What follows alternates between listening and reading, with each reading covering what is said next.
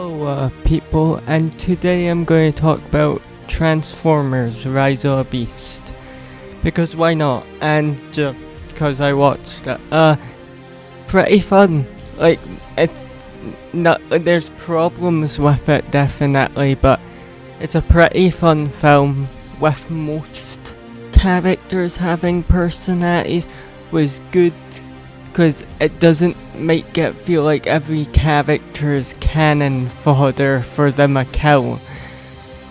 Besides a couple, and some definitely should have got more development, what I'll talk about.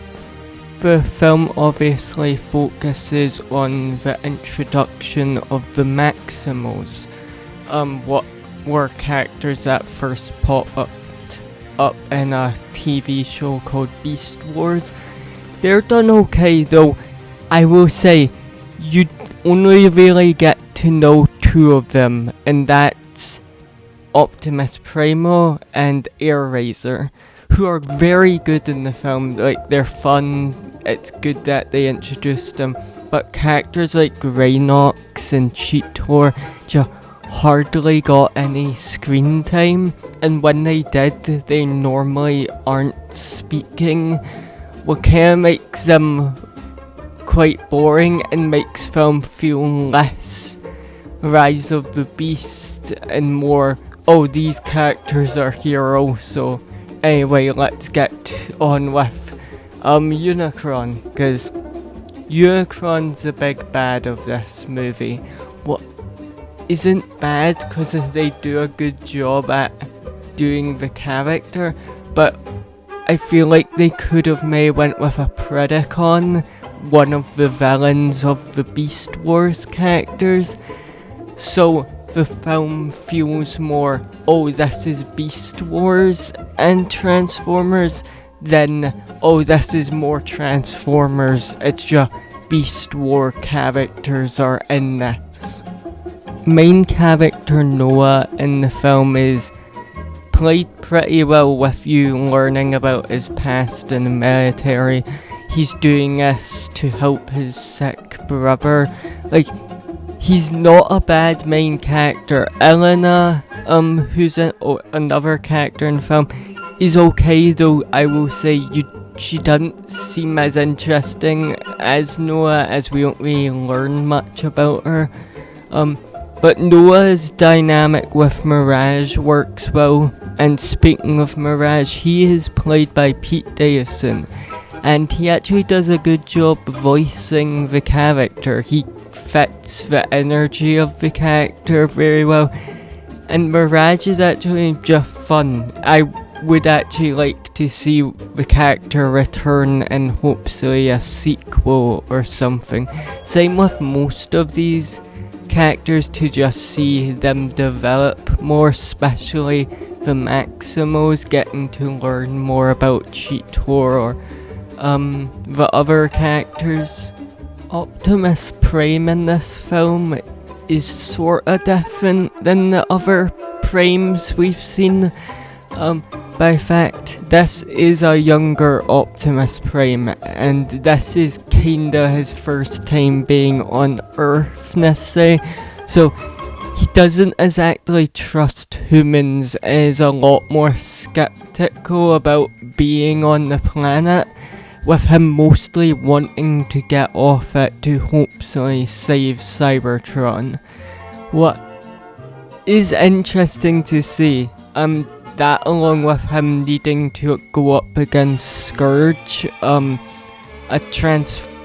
Terrorcon, I'm pretty sure, yeah, Terrorcon, working for Unicron, who's trying to basically be able to travel the galaxy using a warp key. Yeah, Scourge is very cool and well done, even though he's just like, oh, I'm evil. It just works well. Same with the other villain characters, they're fun enough where I'm like, yeah, they're good villains. Also, a lot of the action in this is just good, done well. The fights between characters are all planned out nicely. Unicron's design looks cool. I don't know the voice actor, but whoever voices him does a good job. We don't ever get to see Unicron transform into his robot mode, and that's probably because they're trying to leave that for a possible third or second movie. Technically now they do tease the idea of what could happen in the future, as G.I. Joe is teased. What I think could be done well, but matters who's directing a G.I. Joe movie. Or who knows, maybe we'll get Transformers and G.I. Joe first and then a G.I. Joe movie, though I'm pretty sure it will be G.I. Joe, then Transformers and G.I. Joe, and then who knows what. Well, I am somewhat excited to see what they do with that. The CGI in the film is okay at times, though there's times where it can look very rough, especially by the end of the movie. Noah gets his Transformer iron suit thing. It just looks off. It just doesn't work. I think it's all because his face is seeable, so it just doesn't look right. But in my opinion, CGI, yes, I will judge a film by CGI at times, it shouldn't be the main judgment factor of a movie. Like, what matters is story and just the characters in general and the way it looks at times. But to me, if CGI looks iffy, but the story is great, I'm like, I can deal with that. With this film though, it's not as bad as I thought it could have been, because at times trailers made it look a bit iffy, as it wasn't fully finished at the time. But yeah, it looks okay at times, though like I said, it can look a bit rough.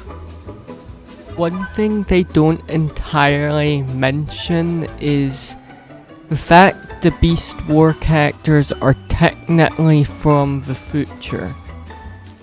Now, they don't actually full on say it, kinda, they only hint at it, but they never really dive into, how does that work?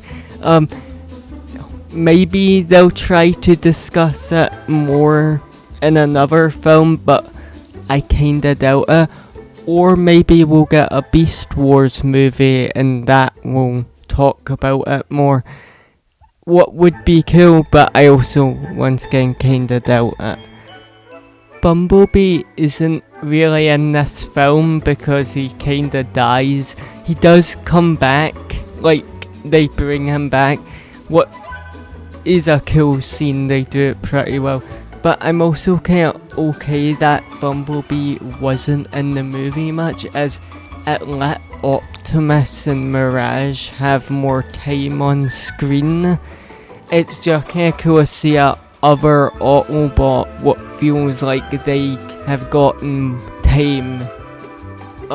Since normally with the Michael Bay films, Bumblebee was always the one in front of the screen. Optimus did get some stuff, but I wouldn't say it was the best things ever. Wheeljack in this movie isn't great and isn't really Wheeljack. Fans even went to the point of giving the character his own name, calling him Pablo, and in my opinion, I think that works better. I think Wheeljack is a lot more different compared to Wheeljack in Rise of the Beast, with Wheeljack normally being much more of a mad scientist and can be cool, while Pablo is more nerdy and less of a fighter necessarily. What I think is fine, I just wish he was his own character instead of Wheeljack. His design's okay, I know a lot of people hate it, but I can somewhat live with it. I think if they changed some stuff it could work better, but I don't think it's the worst design ever. A lot of the designs in the movie I think are done pretty well, with them sorta being G1-like, but not really, as a lot of them try to go different. Though RC looks very similar to her G1 counterpart. Overall, I would give this movie 4 stars. I know some would say that's a bit too high, but in my opinion, for a live action Transformers film, I would give it 4 stars or somewhere close to that. Though I don't think this film beats Bumblebee. Bumblebee is still, in my opinion, the best live action Transformer film to come out. Or in my opinion, nothing beats the original G1 animated movie. I know some people really hate that movie for killing Optimus. It's very much a big toy commercial. I just love that film. It's mad and the animation is extremely good at points, and in my opinion is still the best Transformer film if we're counting animated films. But yeah, that's all and goodbye. The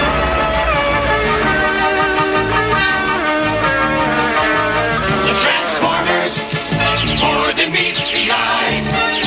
Autobots wage their power. Dinobots, huh? I thought you were supposed to make dinosaurs.